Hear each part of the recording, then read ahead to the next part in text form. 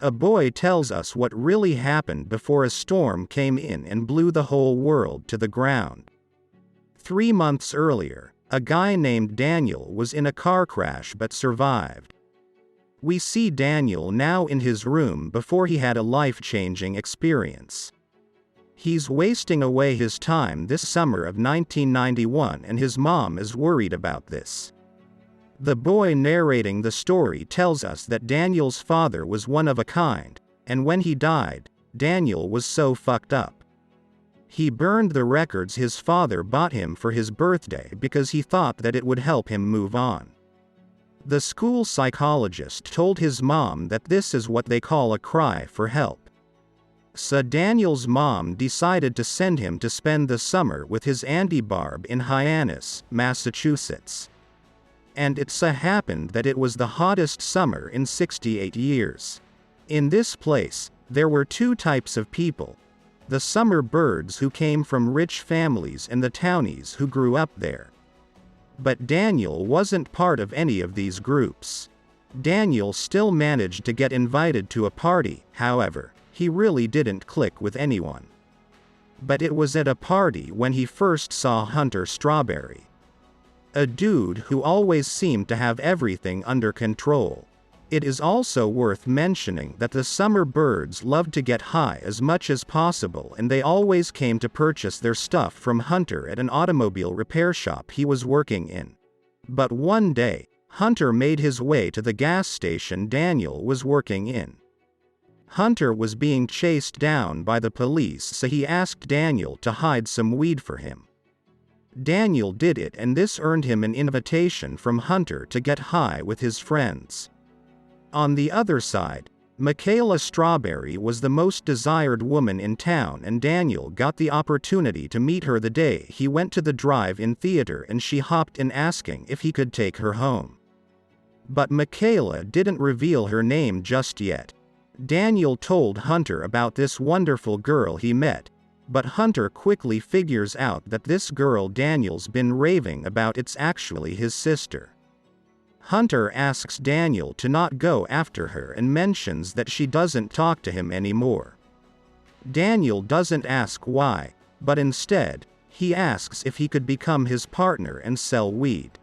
Daniel has this great idea about selling a lot more weed, so he goes with Hunter to a guy's place trying to figure out his supplier. However, things go wrong when the man begins to suspect Daniel. But Hunter has his bad and comes in to knock down the man.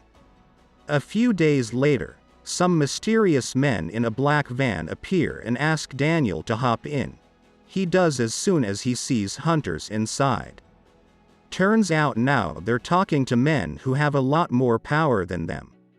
So the proposal is that Daniel and Hunter need to find people who buy in bulk, and in exchange they will provide them with as much product as they can handle. The man offers to give them £2 to flip in 2 days, but Daniel, being ambitious, asks for £5. Now they must sell everything or they'll face some consequences.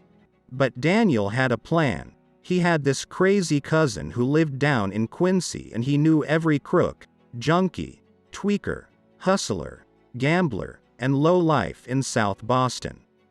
So if anyone could get rid of £5 of pot overnight, it was him. It was the biggest gamble Daniel had ever taken, and he won. Soon Hunter and Daniel were handling £15 a week. Later Daniel showed himself at the local fair. He gave Michaela some Epsom salt she wanted for slugs and found the confidence to kiss her. But the kiss didn't last long because he got punched in the face by a guy who was with her. As for Hunter, he found a girl he liked. Her name was Amy. But when he finds out that someone kissed his little sister, he tells Daniel that he'll find out who did it and will make sure that he never touches any girl ever again. Michaela later opens up to Daniel and explains why she doesn't talk to Hunter anymore. Turns out that their mom got sick and Hunter started selling drugs to help. But their mother found out and asked him to stop. He didn't, and then she died. Things were on another level now. Hunter and Daniel were dealing even more than before. However, it seems as if things are going to take a big turn because Hunter is starting to suspect that Daniel is seeing Michaela.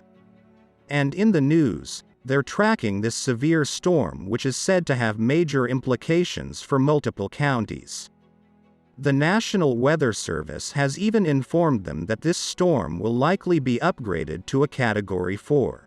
Things get more difficult when Amy's father finds out who she's been sneaking out to. Hunter had no idea that Amy's father was a policeman. But instead of doing something to Hunter, Sergeant Calhoun tells Hunter about how he used to go out with his father, Jimmy Strawberry. And it was his death that made him realize that he had to change his lifestyle. This definitely left Hunter thinking. But Daniel has other stuff in his head. He wants to get in the business of cocaine with a supplier he found in Portland. Hunter doesn't agree to do any of that and warns him that when Dex, their weed supplier, finds out, not to come to him. Daniel went to make business with the guy in Portland anyways. This man plays around with Daniel acting as if they were closing the deal, but in fact, this man knows very well that Dex is not aware of what Daniel is doing, and if he were to find out, very bad things would happen. So takes Daniel's money and advises him to get as far away as possible and to it quickly. Dex finds out in no time, so Daniel leaves with whatever he can get his hands on. Moments after, Hurricane Bob made landfall on the Massachusetts coast. Daniel goes to Hunter's place to tell him that he's going to get killed by Dex. Hunter points his gun at Daniel and asks him to leave. Dex arrives at Hunter's place, but Hunter simply says that he doesn't know where Daniel is. Dex pulls the trigger, killing Hunter.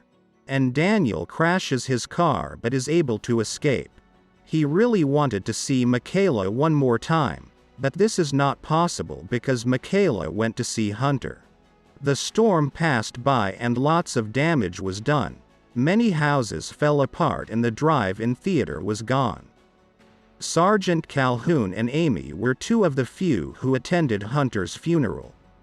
No one knows exactly what happened to Daniel, but it is very possible he understood that his time in this town had finally come to an end. And he knew if he loved Michaela, the best thing was to leave her be. Some say Daniel ended up in Wyoming or Nevada. Either way, he was never seen again.